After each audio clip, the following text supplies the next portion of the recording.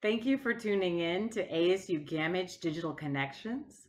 My name is Fernanda Snellings, and I am honored to moderate this evening's conversation. Tonight concludes our inaugural season of Each Measure. Each Measure is a digital program that highlights artists who are students at Arizona State University. During this COVID 19 pandemic, artists are exploring their art forms in numerous unique ways, taking each measure to continue their work.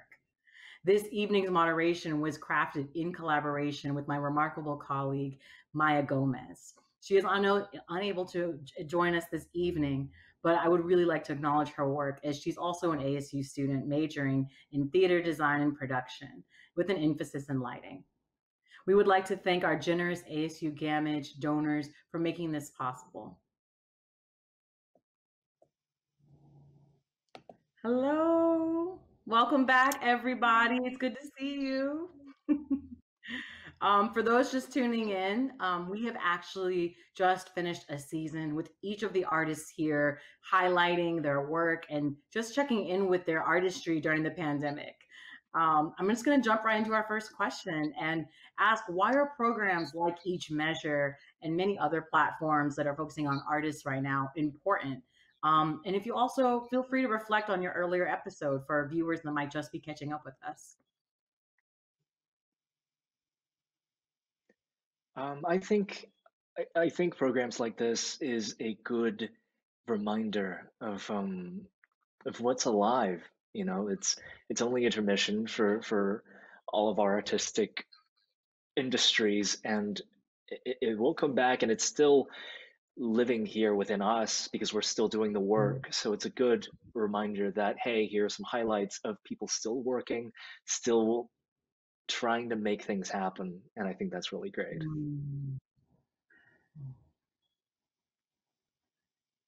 Yeah, I going agree. off of I that, think it's a. go ahead, You can go Steve. first, Akia. Okay. Kind of going off of that, I think it's a great, I guess, way for artists to also remember that they are holding themselves accountable. And I think that through watching the other series that like people will find inspiration and I guess motivation because things are constantly changing. Steve here. I agree with both of those statements. It is very important during these times to showcase these artists that are still making work, still making things possible, um, and who are really finding ways for themselves to make their visions come to life no matter the circumstances. But I also think that, like, even if there wasn't a pandemic, this sort of thing is also a just fabulous way of showcasing individual artists and what their work, what they're up to. Even if there wasn't a pandemic going on, it's a wonderful way to really get these artists out there and provide them that platform. Yeah, one thing that I know that I'm really interested in is process. And so seeing you guys amidst your process, I think is so important. There's a lot of areas where we can see people's final product on the stage, but what does it look like when we get that closer look at a moment when you are still crafting and imagining in that moment? So thank you guys for, again, taking a chance and joining us on this journey. I'm curious if there's any, ASU resources such as like trainings or forums or spaces that have just really inspired you as artists that, if there are students listening and other artists around that might be, might need that extra platform just to keep them inspired.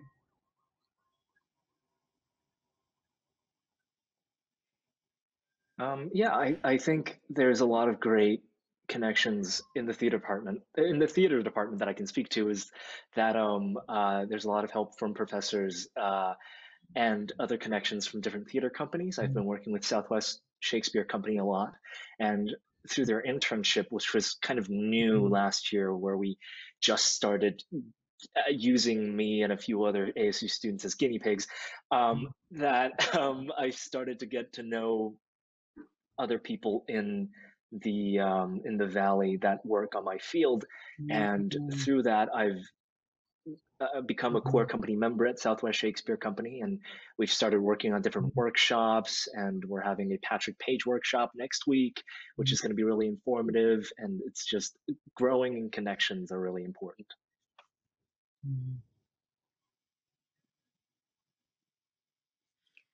Yeah, I think one thing that really stands out to me is how our faculty has become even a greater resource. And so I think I would just encourage people to reach out to their faculty, because as an artist, this was definitely a time where I struggled with figuring out what I was going to do for an internship, what I was going to do post graduation. And really, it was a reminder of how amazing our faculty is, how talented they are, and how they do have these connections. So if you aren't already in like close contact with your faculty, I think I would just suggest that. And then also for people who are not university students, there are still so many online classes and free classes that you can take from people all across the globe. And so I do want to stress that education and artistry, it does not start or end in university. It's merely one facet that you could go into. So those are just things that I guess came to mind when you asked that question. I love that. Yeah, we all have these different artistic paths, especially as artists. I think honoring the different ways that we come to the different tables are really important. And it's not always a table, right? So, are there virtual connections that you guys have with friends, family, that affect your creative process, you would say?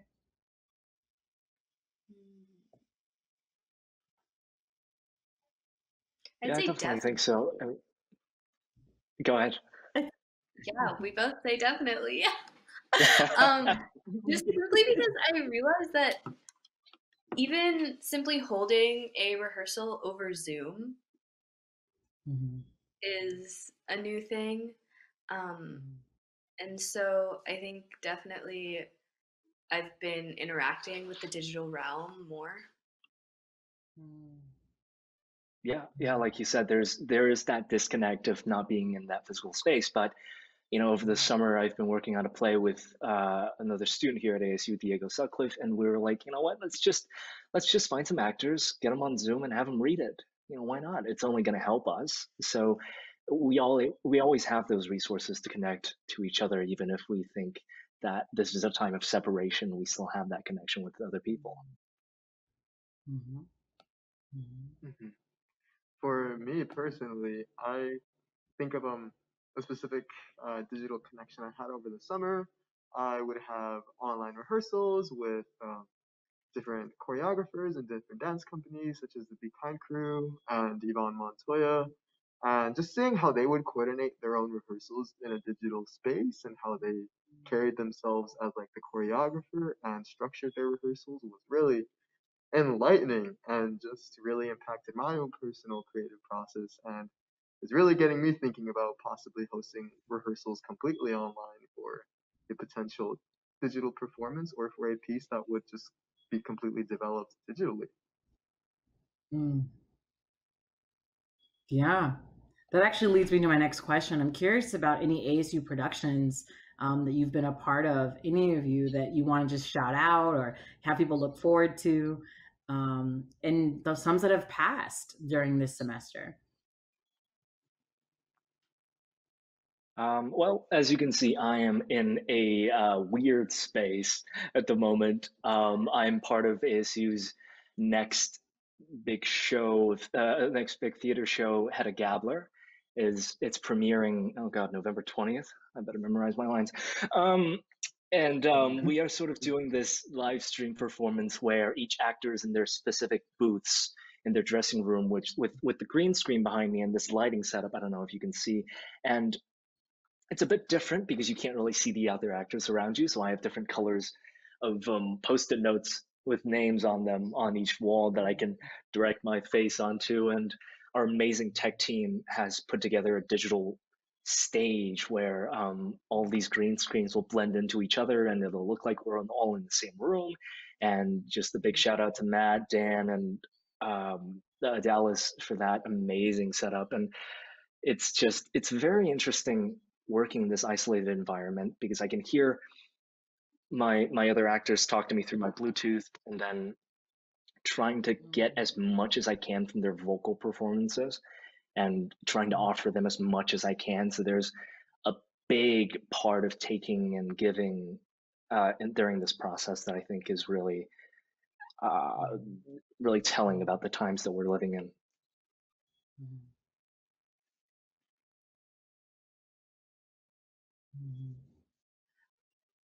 Another production that, speaking of productions, there's actually a production happening right now, as we speak and have this conversation, next door to me actually, where they are pre-recording every dance piece chronologically.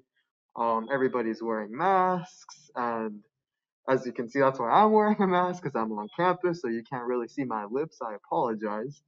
And yeah, it's going to be a pretty interesting show because it's all going to be pre-recorded in the space. Lighting is happening in real time as if they were performing it for a audience in real time, but they're just taking that recording and they will be live streaming it online. And this show is the Something Fresh show that is put on by the undergraduate students this semester.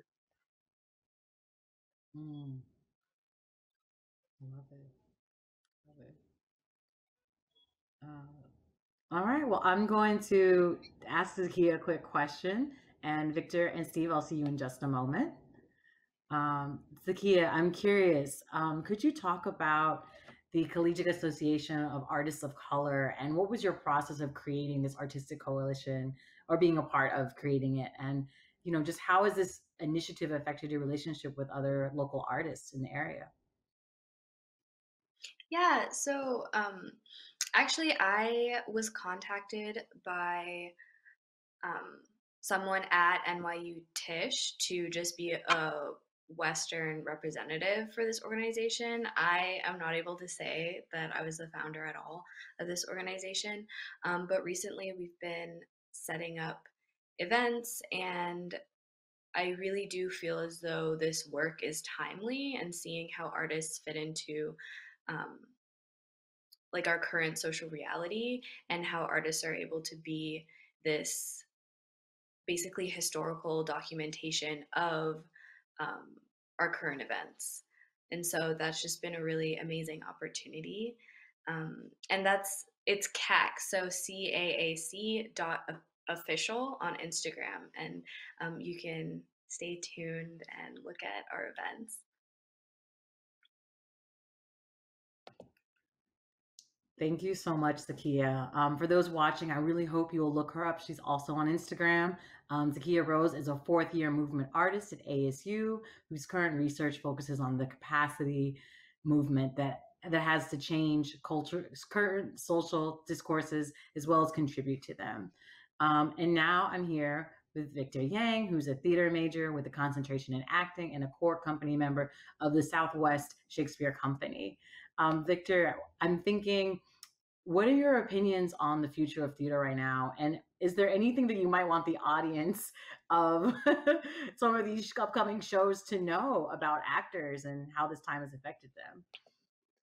Yeah, the future of theater, it's always a tough question to answer because we never know. Every new year comes with a new form of theater that we've never seen before and that we build on every single year. But this online format has really, I think, awakened people to our necessity to be in the theater, to be in those seats, to be watching people interacting with the audience in person. And I've seen a lot of Zoom plays over the summer, and it always draws me back to one memory I had in January before everything blew up when I was in New York and I was watching Hadestown. And the show was amazing, of course, but there was this one moment that I distinctly remember when Eva Noblezada, who was playing Eurydice made direct eye contact with me as she was taking a shot of whiskey, I think, and she made a wow kind of face. And that, I think, is what we're missing, those intricate moments that will definitely, I think, in my opinion, come back to the theater space in the foreseeable future. I love that. Yes. I got a little tongue tied. I just want to clarify in Zakia's bio that they're interested on focusing the capacity that movement has to challenge current social discourses. So pardon me on that. So now I'm here with Steve Rosales. Yes. And they are a fourth year dance major at ASU. He is currently developing work to present in his own evening length show in May of 2021. You actually kind of touched on this earlier. I'm curious about what is your relationship with directing choreography during this time, and if there's any advice you'd give to anyone who is, approaching that right now, what would you say? Absolutely. I am definitely trying to prioritize the same creative, or at least a similar creative process that I had prior to the pandemic, because I really want to feel like I'm not limiting myself or my artistry. But of course, I also have to reflect on the current limitations and work around them, acknowledging them logistically. So, how that has affected like my current process and generation of choreography. Sometimes I feel it necessary to come in with choreography that has already been previously developed by myself during a solo process so that I can go set it on my ensemble of dancers or my duet of dancers, depending on how many dancers I'm working with. And a lot of times, sometimes when I'm finished developing that choreography in recent times, I look at it on my dancers and I think to myself, you know what, it looks kind of small. A lot of the movement is more internal, there's less traveling, and that can be attributed to the space that I'm developing it, which is either in my dorm or in somebody else's house, because I don't always have access to a studio because of the current circumstances.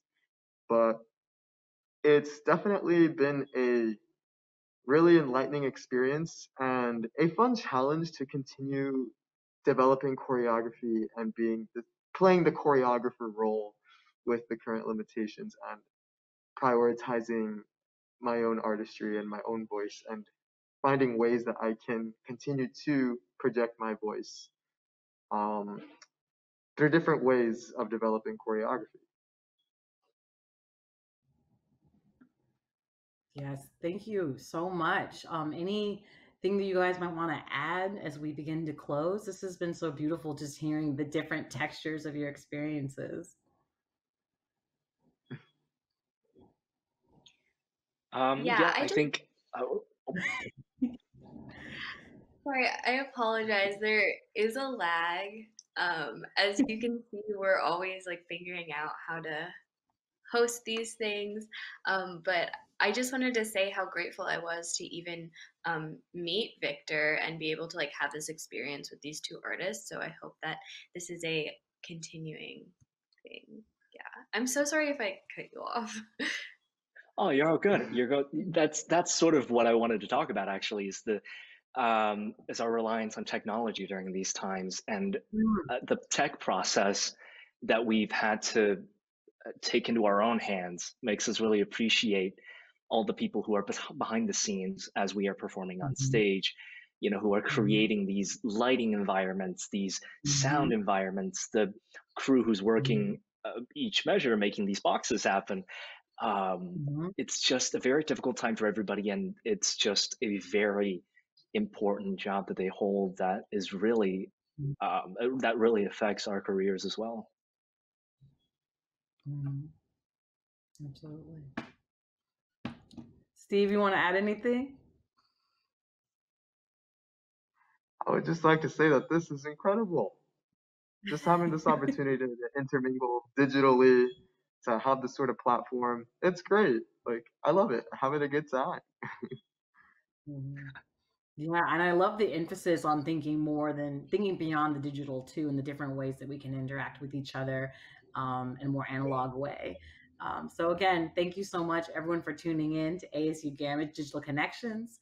My name is Fernanda, and this evening, again, is actually our closing of our inaugural season of Each Measure. We will return in the spring, and Each Measure is a digital program that highlights artists who are students at Arizona State University. And so during COVID-19, artists, and like Victor just pointed out, our tech teams, production, they're exploring different ways to create this work and taking each measure to make it work. So finally, we'd just like to give another shout out and thank our generous and compassionate ASU Gamage donors for making programs like this possible. Have a good night.